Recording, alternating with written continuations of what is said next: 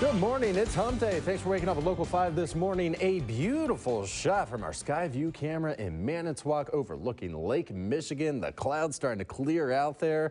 Whenever I see this shot, I always think those clouds clearing out is like a huge tidal wave. Yeah, right? Doesn't it look like? I'm not alone, right? That's no. That is not a tidal wave coming towards us.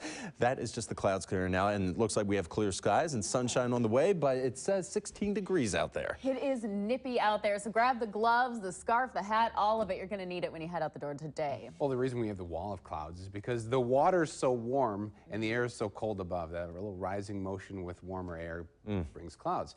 That's going to stay out there, and we have mostly clear skies anticipated for the morning. But right now, temperatures, they're pretty chilly.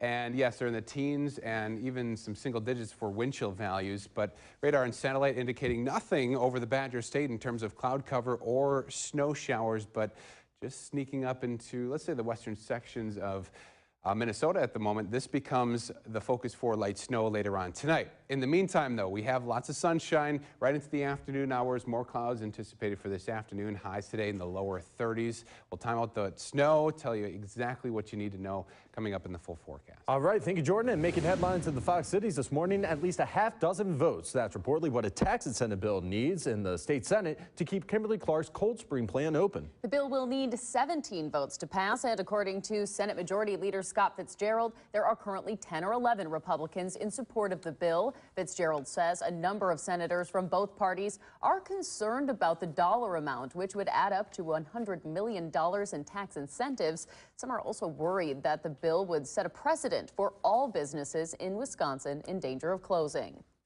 I think there's people that are just like, wow, you know, are we going to have to kind of do the same thing if there's another corporation the size of Kimberly-Clark that suddenly announces some type of closing, plant closing?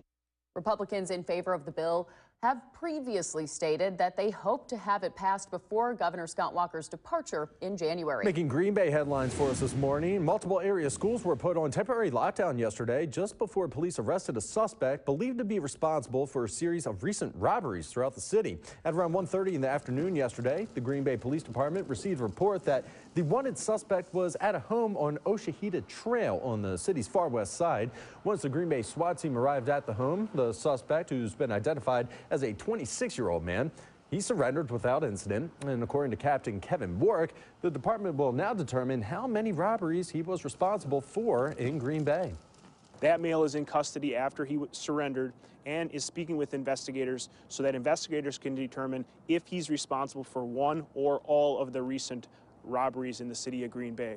And the investigation is still ongoing, and the name of the suspect has yet to be released. Downtown businesses are responding to the proposal to end free overnight parking and weekend parking in the city. Some of the owners say that they depend on customers on the weekends who particularly come downtown for the free parking. However, according to Green Bay Public Works, there will likely be added parking within the next 5 years, creating a steep price tag. Nevertheless, it's a problem area businesses would like to see solved differently. I definitely think that they need to figure out an option that's going to cost the people who were down here regularly less. And I think when people are looking for jobs, they factor that in, and that's going to shy people away from coming down to an area in which downtown Green Bay is trying to develop. Green Bay City Council is expected to take up the issue of overnight and weekend parking during their meeting next Tuesday. Well, coming up later on today, rebuilding the Racine Street Bridge in Menasha. The Wisconsin DOT says that it's time, and they're meeting today to discuss the possibility. Local 5's Alexandra Burnley is live in Menasha with what's next. Alexandra.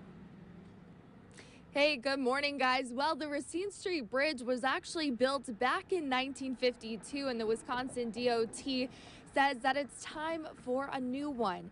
Now, the meeting includes a presentation from the Wisconsin DOT. The Racine Street Bridge is aging, and they say it's time to replace it. This meeting will also go over how bridge reconstruction could affect traffic in the city.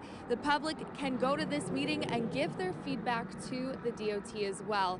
Now, if you'd like to attend this meeting, it starts at 5 p.m. tonight at Buda Moore Elementary School. Live in Menasha, Alexandra Burnley, Local 5 this morning. Alexandra, thank you. 6:35, time for your weather on the 5s. We have lots of cloud cover with the northern sections today and near the Bay of Green Bay, also Lake Michigan, off on the distance over the lake. But here in Sturgeon Bay, the clouds obscuring the early morning sunshine, 24 degrees. And yes, it's chilly everywhere else. Well, you factor in the air temperature and the wind, it feels like 0 in Appleton. Teens everywhere else. You're going to need to bundle up heading outside today. In your Steinhoffel school day forecast, well, indicating that we'll get some sunshine with single digits and teens with wind chills, and then into the afternoon, high temperatures getting a little warmer than yesterday in the lower 30s. All right, Jordan, thank you so much. Another local news now this morning. A barn in the town of Morrison caught fire and was damaged as a result. It happened yesterday on Hill Road on County Highway Z just before 2 o'clock in the afternoon. Now, the extent of the damage is unknown, and we don't know if anyone was hurt at this time. Local 5 will always bring you the latest information as soon as it becomes available. Well, instead of giving presents, Santa Claus will help collect them tonight and tomorrow in Oshkosh. Yeah, coming up next, we'll catch up with area students spreading the word about the Oshkosh Fire Department's annual food and toy drive.